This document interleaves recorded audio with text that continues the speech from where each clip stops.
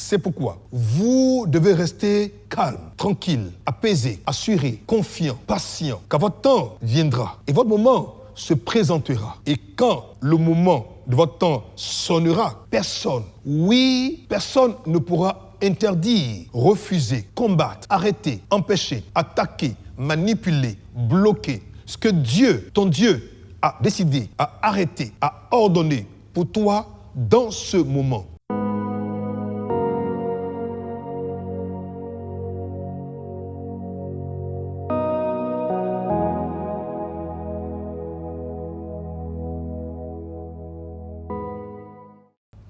Nous sommes heureux, une fois de plus, de nous retrouver à Message d'Espoir, Parole d'Espérance, Parole de Vie. Et le thème d'aujourd'hui est intitulé « Il y a un temps pour tout, ton temps viendra ». En Ecclésiaste chapitre 3, verset 1, verset 11, version Parole de Vie, il est dit ceci. Dans ce monde, il y a un temps pour tout et un moment pour chaque chose. Il y a un temps pour naître et un temps pour mourir, un temps pour planter et un temps pour arracher les plantes. Il y a un temps pour tuer et un temps pour guérir, un temps pour démolir et un temps pour construire. Il y a un temps pour pleurer et un temps pour rire, un temps pour les chants de deuil et un temps pour les danses joyeuses. Il y a un temps pour lancer des pierres et un temps pour ramasser les pierres. Il y a un temps pour embrasser et un temps où il ne fait pas bon de le faire. Il y a un temps pour chercher et un temps pour perdre, un temps pour garder et un temps pour jeter. Il y a un temps pour déchirer et un temps pour coudre. Un temps pour se taire, un temps pour parler. Il y a un temps pour aimer et un temps pour détester. Un temps pour la guerre et un temps pour la paix. Quel avantage aurait-il le travailleur du mal qui se donne? Je regardais les occupations que Dieu impose aux humains. Dieu fait arriver toutes choses au bon moment. Il a donné aussi aux humains le désir de connaître à la fois le passé et l'avenir. Pourtant, ils ne peuvent pas connaître l'ensemble de ce que Dieu accomplit. En effet, comme l'affirme le sage dès le premier verset de ce texte d'Ecclésiaste, il y a assurément un temps pour tout et un moment pour chaque chose. C'est pourquoi vous devez rester calme, tranquille, apaisé, assuré, confiant, patient, car votre temps viendra et votre moment dans ce temps se présentera. Et quand le moment de votre temps sonnera, personne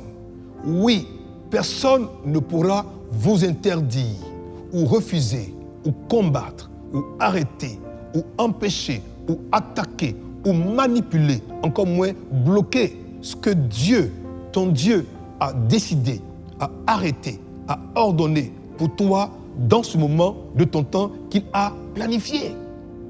Dès que le temps de Dieu arrive à son terme, le miracle qui était caché, invisible, voilé, toute la cour céleste se mettra en mouvement pour déclencher la manifestation concrète de ce que Dieu a ordonné pour toi. Ton temps viendra. Ton temps est venu. Et personne ne pourra dire non. Quand dans ton temps, Dieu a dit oui, je reprends. Personne, je dis bien personne, ne pourra dire non. Quand dans ton temps, Dieu a dit oui. Personne ne pourra dire que ce n'est pas encore le temps quand ton Père Céleste a dit c'est ton temps. Personne ne pourra refuser ce que ton Seigneur et Dieu t'a accordé. S'il est vrai qu'il y a un temps pour tout sous le soleil, je vais t'annoncer que ce temps-là est vraiment ton temps. Et que même le soleil, la lune, la terre et l'atmosphère sont d'accord pour dire c'est ton temps, le temps de ta visitation divine. Ton temps pour rire, alors ris. Ton temps pour être guéri, alors sois guéri. Ton temps pour construire, alors construis. Ton temps pour danser joyeusement, alors danse joyeusement. Ton temps pour garder, alors garde. Ton temps pour parler, alors parle.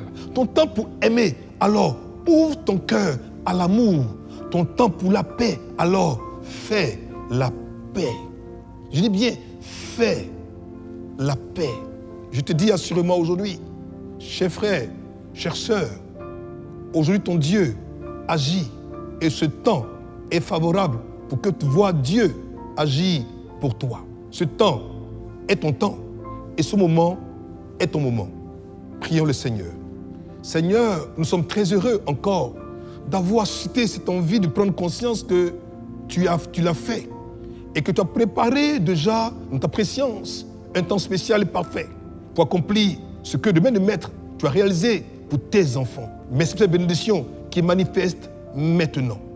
Que ton nom soit béni, que ton nom soit loué. C'est au nom précieux, au nom puissant, au nom merveilleux de Jésus-Christ que nous avons prié. Amen. Portez-vous bien. À très bientôt. Au revoir.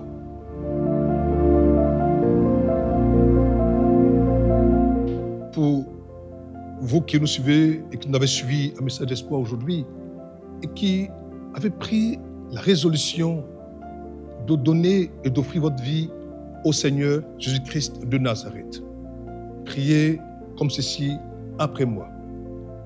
Ô Seigneur Dieu, je crois de tout mon cœur en Jésus-Christ, Fils du Dieu vivant.